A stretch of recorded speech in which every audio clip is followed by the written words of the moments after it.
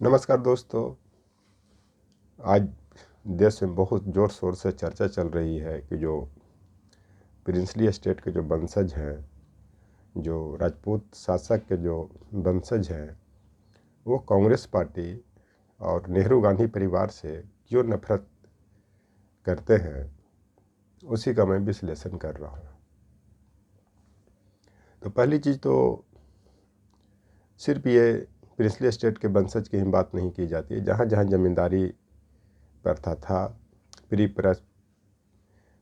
Purse की व्यवस्था थी, उसको कांग्रेस सरकार ने समाप्त किया। इसी कारण नफरत करते हैं। और ख़ास करके उस समय के देश के प्रथम प्रधानमंत्री जवाहरलाल नेहरू और उसके बाद उनकी बेटी श्रीमती इंदिरा गांधी ने इनकी जो फ्यूडल सिस्टम था और जो सोशल स्ट्रक्चर पर जो कब्जा किए हुए थे, उसको समाप्त किए। इसी कारण ये प्रिंसली एस्टेट के वंशज और जहाँ भी ज़मींदार लोग थे, वो नफरत करने लगे।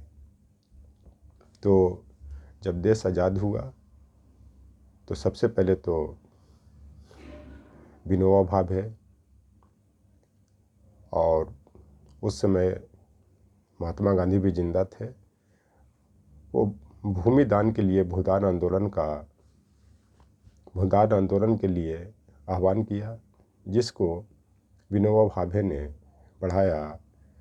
और जिनके पास बहुत ज़्यादा भूमि थी, ज़मीन थी, उसको वो दान देने के लिए कहा, ताकि जो भी देश में पिछड़े दलित, खास करके अनुसूचित जाति जनजाति के लोग हैं, उनको मिले, उनको लगे कि देश में समानता आ रहा है। क्योंकि भारतीय संविधान में समानता का प्रावधान अनुच्छेद 14 से 18 तक किया गया है। उसके संदर्भ में भूमि दान के लिए आह्वान किया, जिसके परिणाम स्वरूप बहुत लोगों ने भूमि दान किया, जिसके कारण जमींदारी प्रथा समाप्त हुई। बड़े पैमाने पर जमींदारी प्रथा समाप्त हुई, क्योंकि ब्रिटिश काल में लोग दूसरे का ज़मीन नीलाम करवा करके वो अपने कब्जा में कर लेते थे, खास करके सवर्ण जाति के लोग जो थे, जिसके कारण बड़े पैमाने पर उनके पास ज़मीन हो जाता था। जो जमींदारी प्रथा के समाप्ति के बाद वो ज़मीन बटा। लेकिन इंदिरा गांधी के टाइम में जो राजाओं को प्री पर्स दिया जाता था, जो भुगतान किया जाता था, उसको उन्होंने समाप्त किया, क्योंकि ये बेवजह था। इसके बाद उनके पास बहुत संपत्तियां थी, गोल्ड थी, उसको उन्होंने देश हित में लगाया।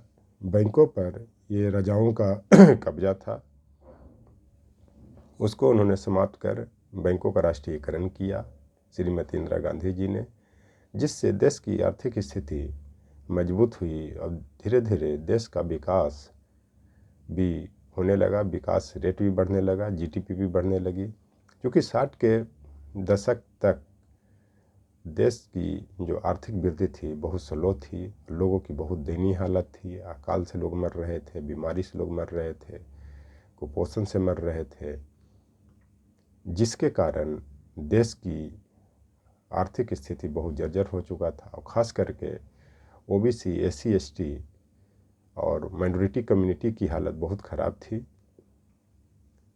जब इंदिरा गांधी ने ये प्री पर्स समाप्त किया और बैंकों का राष्ट्रीयकरण किया, तब देश की आर्थिक स्थिति धीरे धीरे बढ़ने लगी, जिसका कारण बैंकों का राष्ट्रीयकरण करने से उस पर सरकार का डायरेक्ट कंट्रोल हुआ और राजाओं का जो कंट्रोल था वो लगभग समाप्त हुआ। एक तरह से राजाओं के वंश है जिस पर कब्जा किए हुए थे, और वो नहीं चाहते थे कि प्री पर्स बैंकों का राष्ट्रीयकरण हो। क्योंकि 1857 के विद्रोह में भी अगर राजाओं ने, प्रिंसली एस्टेट के वंशज ने अगर अंग्रेज़ों का साथ नहीं दिया रहता, तो शायद 1857 में ही भारत आज़ाद हो जाता। क्योंकि उस समय के तत्कालीन गवर्नर जनरल और ये वाइसराय लॉर्ड कैनिंग ने कहा था कि भारत के प्रिंसली स्टेट के राजाओं ने मुझे देश में रहने के लिए तड़ी झंझा का काम किया, नहीं तो अंग्रेज भारत से उखड़ जाते। लेकिन कभी भी किसी का समय एक तरह नहीं रहता है, समय बदलता है, संकट आते हैं, संकट जाते हैं। ये जीवन में उतार चढ़ाव होते रहता है, कभी खुशी का समय आता है, कभी दुख का समय आता है। तो इसी संदर्भ में मैथिली शरण गुप्त ने भारत भारती कविता में लिखा है कि संसार में किसका समय है एक सा, रहता सदा निस दिवस है, घूमती सरप विपदा संपदा। इस कविता का चरितार्थ ये है, पहले तो मैं यह बता देता हूँ कि यह कविता भारत भारती ब्रिटिश काल में लिखा गया और उस समय भारत की स्थिति बहुत दयनीय हो चुकी थी। स्वतंत्रता आंदोलन भी चल रहा था, चूँकि ये सब छायावाद का समय में कविता लिखी गई है और छायावाद का समय 1920 से 36 ईस्वी तक होता है। और इस समय महात्मा गांधी ने अपना असहयोग आंदोलन भी शुरू कर दिया था। उसके बाद असहयोग आंदोलन समाप्त हुआ तो सविनय अवज्ञा आंदोलन भी उन्होंने चलाया, जो 1930 से 32 तक चला। तो साहित्यकारों को, विद्वानों को ताकत मिली और इसका इन्होंने उपयोग अपनी कविताओं के माध्यम से किया, क्योंकि आदमी का बुद्धि तभी कम करता है जब उसमें बल होता है।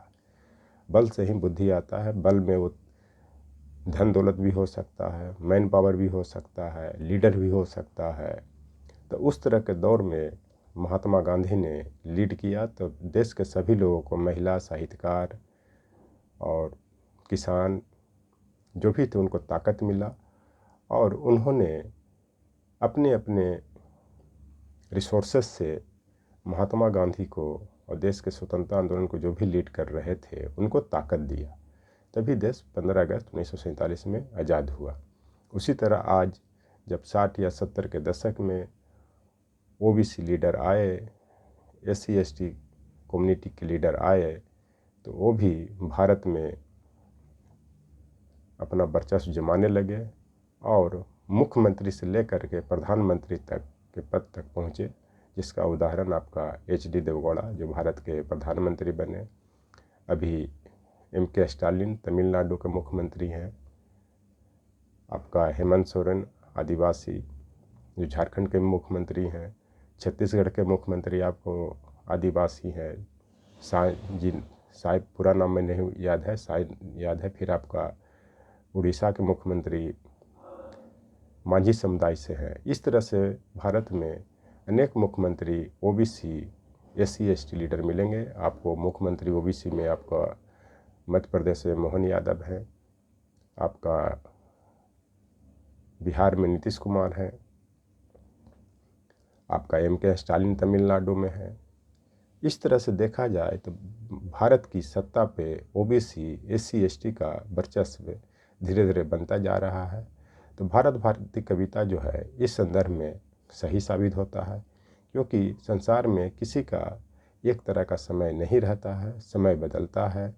एक समय था कि भारत के पर एक छत्र राज सवर्णों को होता था और इतना एक छत्र राज होता था कि जो OBC SC ST का जो वोट होता था वो भी नहीं देने देते थे, क्योंकि वो वोट अपने गांव में, अपने क्षेत्र में, अपने इलाके में कब्जा रखते थे और कब्जा रखने के कारण वोट में भागीदारी नहीं होती थी। जब ये लालू यादव, मुलायम सिंह, शरद यादव, मायावती, काशीराम का टाइम आया तो वोट का डिस्ट्रीब्यूशन होने लगा, हर गांव में मतदान पड़ने लगा, तब इनकी सत्ता में भागीदारी बढ़ी। मुख्यमंत्री से लेकर प्रधानमंत्री तक, यहाँ तक कि राष्ट्रपति तक अभी द्रौपदी मुर्मू बनी हुई हैं। इसके पहले भी KR नारायणन बने। इस तरह से ये जो देश में सत्ता की में जो भागीदारी OBC SC ST लीडर का बढ़ रहा है, वो ये भारत भारती का जो कविता का 2 पंक्तियाँ मैंने पढ़ा वो सही साबित हो रहा है। इसलिए ये इसमें जो परिवर्तन लाने में जो योगदान रहा मुख्य रूप से वो नेहरू गांधी परिवार का रहा। इसी कारण जो प्रिंसली एस्टेट के जो वंशज है वो इनसे नफरत करते हैं, चाहे ज्योतिराज सिंधिया हो, चाहे नटवर सिंह हो, इस तरह के लोग थे। इसी कारण इन लोगों को कांग्रेस से निष्कासित किया गया और ये लोग नहीं चाहते हैं कि कांग्रेस पार्टी में ओबीसी, SC ST माइनॉरिटी का वर्चस्व बढ़े। थैंक्स।